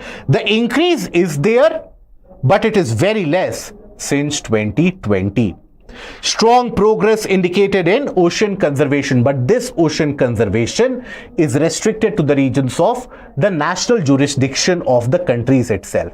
When we talk about high sea, that is beyond the exclusive economic zone of a particular country, those high seas still have a lot to be achieved, because many critical biodiversity of the oceans, they live in those high seas and they are substantially endangered. So that is where this requires the early implementation and ratification of the BBNJ treaty. That is, you have the High Seas Treaty, right? Requires early implementation. Requires early implementation of what? Of High Seas Treaty. Okay? High Seas Treaty has always also been in news in recent times, so that also becomes relevant. Less than 5% of the land and 1.3% of the marine areas have been assessed for management effectiveness, out of which only 8.5% of the protected land is well connected. So here, when we talk about the aspect of well connected, it is the connectivity of the protected areas from one region to another which will ensure that biodiversity is able to maintain its natural pristine characteristic and nature. Now, though over 2/3 of the key biodiversity areas are partially or fully under the conservation measure, the remaining 1/3 of the key biodiversity areas fall entirely outside and lack any formal protection. So observe this particular very interesting graphic, again highlighted by the report. You will observe that coverage of key biodiversity areas, that was around roughly hovering around 30% way back in 2002. Now we are in 2024. So that has increased to around 40%, 48%, 48.5%. The maximum drastic increase has been observed in the conservation of marine key biodiversity areas, but this is also restricted to national jurisdiction. Okay, this is restricted to natural or national jurisdiction rather. Okay, so that is where it is basically restricted to. So that is where we need another effective measurement. Now, indigenous communities, they govern less than 4% of the protected areas, despite holding 13.6% of the global terrestrial areas, the forested regions, etc. And these are outside the formal protection even now. So there are around 14% of the area where the indigenous community have their sway, but they have no say in terms of how it should be governed, right? So IUCN basically it classifies the type of protected area under various categories, the other effective conservation measures also, ancillary conservation, secondary conservation, primary conservation, all of that. But overall, the governance type which is prescribed by IUCN means federal or national ministry that has to work in tandem with the local governance also, and basically private individuals, non-profit organization, NGOs, they have to pitch in for conservation. So this is where the coordination and the efficiency is actually lacking quite substantially. What is the way forward for this? It is very simple. So whatever drawbacks we have observed in the report, that can be a way forward. So what can be the way forward here? First way forward can be that increase the rate or increase the number of protected areas. Okay, the number of protected areas, they should be increased. Secondly, what should be the second measure? Local community should be made a part of increased participation of the or increased role of indigenous population. indigenous population. Then thirdly, establish connectivity across the protected areas for larger conservation. Connectivity for efficient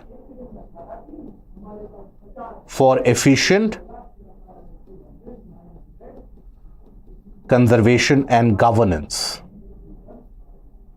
or governance and management, right? Then after that, implementation of the High Seas Treaty, that needs to be done. Implementation of High Seas Treaty. This is still being resisted by many of the countries out there. So that needs to be implemented as early as possible. Then other than that, you also need a kind of global participation where different countries, they set their own key biodiversity targets and they are able to achieve that. So national biodiversity targets by each of the countries need to be implemented, right? Yes. So that is where implementation by the countries. This is implementation. Implementation of national biodiversity. Now, many countries still don't have the national biodiversity target, right? So that implementation. First of all, frame that and then implement that. Then after that, public awareness. That is also a major way forward. Very good. Okay, right? Online monitoring, minimum government, yes. Then KBA definition. KBA is basically key biodiversity area. What it means is where you have significant amount of biodiversity which is also endemic to that region, and the diversity is significant and that is also vulnerable. So it is not that some individual agency is there, but you have various agencies involved, from UNEP to IUCN to even the case of UNESCO. They are involved in identifying the key biodiversity areas across the globe. Okay, so across the globe there are a lot of various different key biodiversity areas out there. Okay. Right. Now we come to one of the final reports that we will cover today, and that is the World Cities Report. Now this talks about the danger or the impact of climate change on the world cities. This is relevant for us because in India, the rate of rural to urban migration is absolutely stupendous. The amount of people who migrate on an annual basis, on a permanent or a semi-permanent basis to the cities, that is increasing day by day and year by year. So that is why World Cities Report becomes important in terms of highlighting how the global cities of the world, they are now the frontier for the fight against climate change. And they are experiencing the impact of climate change. For example, if you consider any of our urban cities, one of the favorite areas of UPSC, what was that? That why is it that Mumbai, Hyderabad, they keep on getting flooded year after year? That is because one of the reasons is climate change. Then when you talk about the city like Bengaluru, this year Bengaluru experienced a substantial amount of drought or scarcity of water. Isn't it? That is again induced by climate change. So the impact of climate change is quite significant, and that is happening across the cities of the country. So it is released by UN Habitat. It has released World Cities Report 2024, Cities and the Climate Action. Now here, first of all, the key findings is something we will highlight in a pictographic manner, and the entire approach shall be in a pictographic manner so that you are able to retain it. So what are the key findings or the problems indicated? First of all, as much as 36% of the global population in cities could experience mean annual temperature of 29 degrees Celsius and above. That will always end up creating situations of, or the conditions of, urban heat island. Urban heat islands are what? Where the temperature in the urban area is much higher owing to the concretization, owing to the complete absence of green cover. The urban regions, they become much more hotter than their surroundings, right? Then more than 2 billion people currently living in cities could be exposed to an additional temperature increase of at least 0.5 degrees Celsius, which will mean what? There will be greater demand of energy, right? Cooling sector, etc. All of them will experience a demand. So there can be energy scarcity. There can be increased frequency of heat waves, isn't it? All of that, reduced human efficiency as a condition of that. Reduced efficiency or reduced productivity, and that can determine the economic decline also.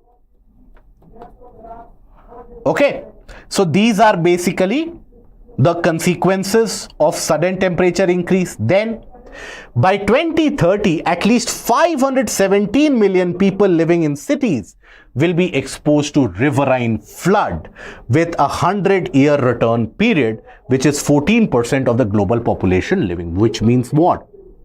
That due to climate change, we are experiencing a kind of uneven distribution of rainfall, sporadic rainfall events, where for a long period of time you have dry condition and suddenly you have excessive rainfall. As a consequence, the rivers in the region oftentimes get flooded. Be it the case of river Musi, be it the case of river Mithi, be it the case of river Yamuna, they frequently get flooded, drowning the urban regions. Right? You have such unseasonal floods now experienced all across the region of Europe, across the Americas as well. Now, as of 2025, areas prone to riverine flood events, that is about 1 billion people, out of which half of them are in the cities, something which attests to that. By 2040, more than 2,000 cities will be located in low elevation zone in the coastal areas, right? In low elevated coastal zone of less than 5 meters above sea level. That will further rise to 2,620 cities at an elevation of less than 10 meters, which means what? They will be exposed to coastal flooding, rise of seawater, and also storm surges. Right? You have storm surges which occur. Storm surges are what? In the coastal areas due to climate change. Now, first of all, due to climate change, due to increased heating, we do know that there will be greater frequency of cyclones, storms, etc. Now, in the coastal areas, due to these cyclones and storms, there will be larger amount of or larger height of water which will be washed ashore. That leads to coastal flooding, which will lead to destruction of livelihoods, destruction of even mangrove population. So biodiversity will also be destroyed, and also it will lead to urban issues as well, impacting a large section of population. Then, since 1975, exposure to flooding in cities has increased by more than 3.5 times, right, as compared to rural areas. On an average, share of green spaces, the green areas in the cities has reduced drastically. It was earlier in 1990, the share of green space in the urban areas was around 20%, 19.5%. Now it is around 14%. So that much drastic decline in a short span is massive. 136 of the largest coastal cities could incur the economic losses. Remember, I told you about the economic losses that can be there. Economic losses exceeding $1 trillion by 2050. Now, who will face more loss? Developed nation or developing nation? What do you think? Who will incur greater amount of loss here? Always developing world. Because the developed nation will still find some or the other technological measure in order to get rid of the problem. Maybe moving the population from one region to another. But it is the developing world, and that too, never forget the vulnerable population in the developing world. Now, cities and other urban areas require an estimated investment of $4.5 trillion annually to combat the problem of climate change, right? So, to get climate resilient infrastructure where your connectivity doesn't get broken down due to excess rainfall, suddenly your streets are flooded and people start dying. So, you need better infrastructure which is resilient to climate change. You need better water availability infrastructure. All of that is required, and that requires large amount of investment. In 2021 and 22, only $10 billion or 1% of the tracked aspect of climate change went towards the adaptation, something that we have already seen. So these are the problems highlighted by the report. But then what is the way forward? The report has also suggested what should be the way forward that the cities of the world should adopt. First, cities must be at the center of global climate actions. Why? Because cities are the point of emissions. Cities are the region where maximum population is moving in. So that is why cities should be the center where the actions against climate change have to be initiated. Then, urban and land use planning and design are critical instruments for climate action. Climate responsive urban and land use planning must be done, and ensuring net zero commitment is fulfilled. Then, closing urban climate data gap. At least have the required data available. That data also has got many lacunae and many missing points. Bridging urban climate data gap is very critical. Cities need to reverse the decline of green spaces, more open spaces to ensure that the hydrological cycle, the water cycle is uniform. So rather than having a concentrated amount of rainfall in one region, you have a well-distributed rainfall pattern which ensures water sufficiency and fights scarcity. Then, promoting low carbon and resilient housing. Passive cooling measures, so that even for cooling you don't have to incur lot of greenhouse gas emission. Cities must accelerate climate action through integrated process of transition and innovation. Better coordination between the local government structure and the central governance also. That is also required. So that is where multifarious methods and multifarious steps are required. All these measures, by the way, that is something you have to write when you create your answer as well. Okay? Can we say, as example, the Bajau population or the Bahau population will lose livelihood depends on fishing? Yes, they are facing that impact due to climate change, obviously. So that is where you can integrate that. Miyawaki can be done, very good Dikshita. So that will come under the category of increase in the green space. Other than that, you need to have green buildings. Green buildings, by the way, does not mean a building which has got plant cover, which is energy efficient, where you don't need artificial light during daytime, where you don't need air conditioners to run profusely. Even natural flow of air suffices.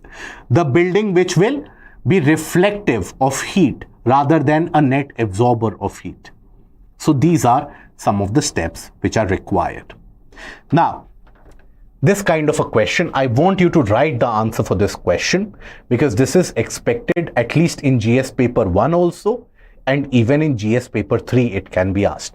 So these kind of questions UPSC has been asking, be it for GS paper 1 or be it for GS paper 3. What is the question? The next frontier for the battle against climate change lies at the cities. Right? Means the next fight against climate change shall be fought at the cities. Why? Because majority of the population is going to shift to the cities. The rural to urban migration is very, very high. So here, substantiate the statement. It is not evaluate the statement. Had it been analyze the statement, evaluate the statement, there is a scope for counter argument that no, climate change, that battle can be fought or is to be fought in other areas. It is substantiate the statement. That means argue for this, that yes, this is the reality, and highlight the methods required to be adopted by the global cities. So here, what is required in the answer? In the answer, you have to write about the data pointers, that how the urban areas, majority of the urban areas by 2040 or large number of urban areas by 2040 are going to experience these storm surges, increase in temperature by 0.5 degrees Celsius on an average. All these factors you need to be able to highlight, okay, and substantiate. Then the funding which is required, that also you talk about.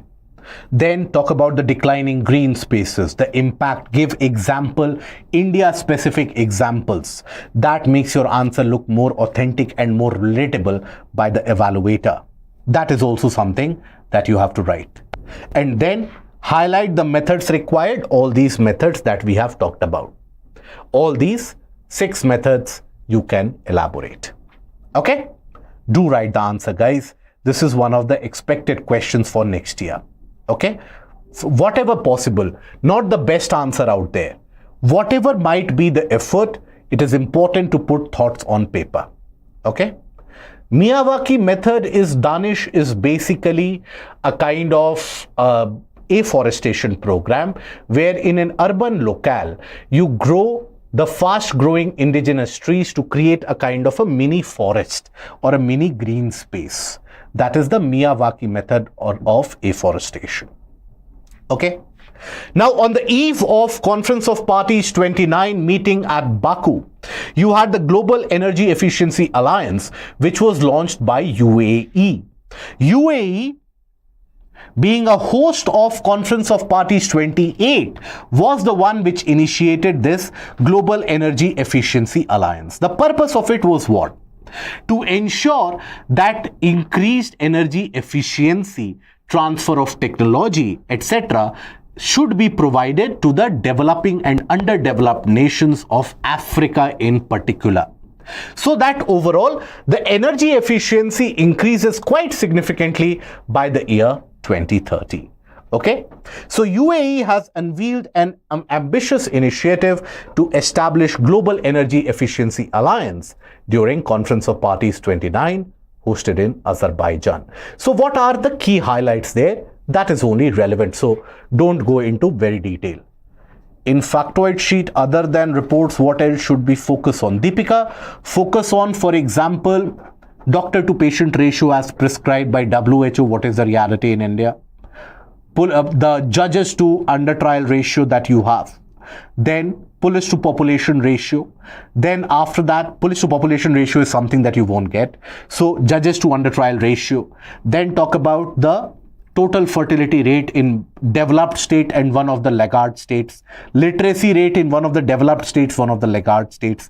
These factors, the funding aspect required, the population to be impacted, only these much. Don't go into very elaborate form of description there. Okay. Now, it aims to double global energy efficiency rates by 2030 and contribute to significant amount of emission reduction overall. This is the aim. Double the energy efficiency rate. Whatever is the efficiency, because with changing climate, with the passage of time, we need efficient energy utilization. In the same amount of energy, we should have the case that right now one air conditioner is operating. Now we should have 10 air conditioners to be operating. So that is why energy efficiency rate needs to be developed. India and US, by the way, they are cooperating for the efficient cooling mechanism. Okay, to bring down the emissions caused by the cooling sector. It also encourages strategic public-private partnership, bolster initiatives and investments. Then UAE plans to lead the alliance by sharing the expertise in energy efficiency, knowledge transfer and effective partnership with the private sector and implementing it in the region of Africa. So, through knowledge sharing, capacity building and standardized efforts to support the reduction of carbon emission and reduce sustainable use of natural resources also to be promoted. So here, with a particular focus in assistance of the African nations shall be achieved, and that will be targeted towards developing viable financing option, something a lacune which has been pointed out by the Adaptation Gap Report. So here for this particular topic, only relevant for your prelims, when was this formed? At Conference of Parties 29. Formed by whom? UAE. Formed why? To double energy efficiency. Energy efficiency. How? Basically by technology transfer and knowledge sharing, right? And particularly targeted towards African nations. Okay? That is all that you need to know for the purpose of the prelims. Okay? Now, the protected areas in news. Now, Satyamangalam Tiger Reserve has been in news. So, first of all, you need to know the location. Where is Satyamangalam Tiger Reserve? In the region around Erode district in Tamil Nadu. Right? A part of the larger Nilgiri Biosphere Reserve. So, here, when you take a look at the Satyamangalam Tiger Reserve, this is the location in the western part of Tamil Nadu. Right? So, here you will find a kind of dry tropical forest and vegetation as well. Tiger population is significant, and this is a part of the Nilgiri Biosphere Reserve, this entire region, right? And that is where you will find some of the largest population of tigers in the country. In the entire Nilgiri Biosphere Reserve, you have more than 280 Royal Bengal tigers which are to be found. So here, why is it in news? An initiative taken by the Forest Department to conduct coaching classes for school children in 10 tribal hamlets located within the STR that has enhanced their learning skills. So this is for skill upgradation and also providing benefit to the local population. So where is Satyamangalam Tiger Reserve located? At the junction of Eastern and the Western Ghats in the Nilgiri Biosphere Reserve. Now, here you also can expect a passage type of a question. So, which are the protected areas surrounding that or in the border of that? So, you have Mudumalai Tiger Reserve, Bandipur Tiger Reserve, BR Tiger Reserve and Wildlife Sanctuary is also there. Right, the Bilirangan Tiger. So, all these are situated nearby. All this forms together Nilgiri Biosphere Reserve. Nilgiri Biosphere Reserve. This Nilgiri Biosphere Reserve has got a high population of tigers. Southern tropical dry thorn forest which allows for a lot of herbivores to exist, mixed deciduous forest, semi-evergreen forest and riparian, that is close to the river banks that you have. Those kind of vegetation is there. So that is why elephant, tiger, panther, sloth bear, gaur, black buck, spotted deer, a mix of herbivores and carnivores can be found. So an ideal place for the tiger population. So the location is something you need to know for the protected area, and it lies under which biosphere reserve as well. Okay. Now another protected area has been in news, and that is the Guru Ghasidas Tamor Pingla Tiger Reserve. It has become the newest tiger reserve, the 56th tiger reserve in our country. So that is basically after the approval of NTCA. In the northern portion of Chhattisgarh, you have the 56th tiger reserve of the country, which has been declared having an area of more than 2200 square kilometer.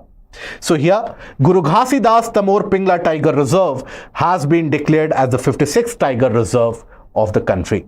Total area is around 2800 square kilometer, making it the third largest tiger reserve in the country.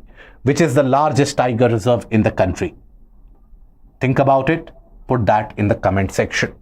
The Guru Ghasidas Tamor Pingla is the fourth tiger reserve in entirety of Chhattisgarh. Chhattisgarh already has the tiger reserves Achanakmar. It also has Indravati, it has Uddanti, Sitanadi. So that will make it the fourth. Guru Ghasidas Tamor Pingla becomes the fourth tiger reserve of Chhattisgarh. This region, by the way, is also very significantly or ecologically friendly when it comes to elephant population. So you'll find an elephant corridor in this region linking Jharkhand to Chhattisgarh also, which is very prominently to be found. This is the location, northern portion of Chhattisgarh. That is where Tamor Pingla lies. Okay? Now, it comprises of wide range of wildlife species apart from the tigers, that is sloth bear, vultures, peacocks, wolves, elephants, etc. And it is rich in flora. So sal, saja, so you have moist deciduous also, and expanding to dry deciduous vegetation is also there. So hills, plateaus, valleys and river systems are there, which is a very wide biodiversity range for the region. Very good. Beautiful. Right? So see, when you take a look at these protected areas or the tiger reserves, that should also give you an idea about the other tiger reserves in Chhattisgarh. Use that link method for revision. That is always advisable. Now coming to the last topic of the day, that is African penguins. So basically that had been in news as it was declared as critically endangered by IUCN.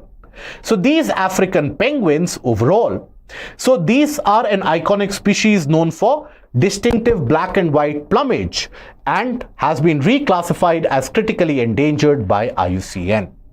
Now in the region of South Africa is where you find these African penguins, particularly across the region of the Cape. Now they face various different types of threats. So primary threat is what? Food scarcity is a primary threat, because when you talk about these penguins, fish is one of the main source of consumption. So the lack of fish, basically due to declaration as fishing zones, etc., that has become a kind of a scarcity of food. And when they don't have enough food, they don't reproduce. So that is a major problem which is being experienced, exacerbated by climate change and competition from commercial fishing near the breeding grounds. Fewer than 10,000 breeding pairs are left globally, mainly in South Africa, down from 42,500 in 1991. So you can imagine that in the past 3 decades, the decline has been quite substantial, right? And they could be at the verge of extinction by 2035. So here the declaration of them as critically endangered has also meant it is referred to as a double-edged sword, that while it could initiate a kind of conservation practice, but at the same time it could end up attracting so many more tourists in that region because of the revenue that it can cause a long-term impact and long-term damage. Okay, that brings us to the end of the discussion for the day. I hope that this discussion was helpful, productive, and you have gained some amount of information added to your knowledge set. Do revise them and do catalog these protected areas in news, etc. This week we shall also be coming up with the next episode of the Geography Through Maps for the month of November. Whatever has been overall the content, if you have liked the content, please do put that in the comment section below. And if you have liked the video, please don't forget to click on the like, share and the subscribe button. Till we meet again, do take care. Goodbye. Thank you.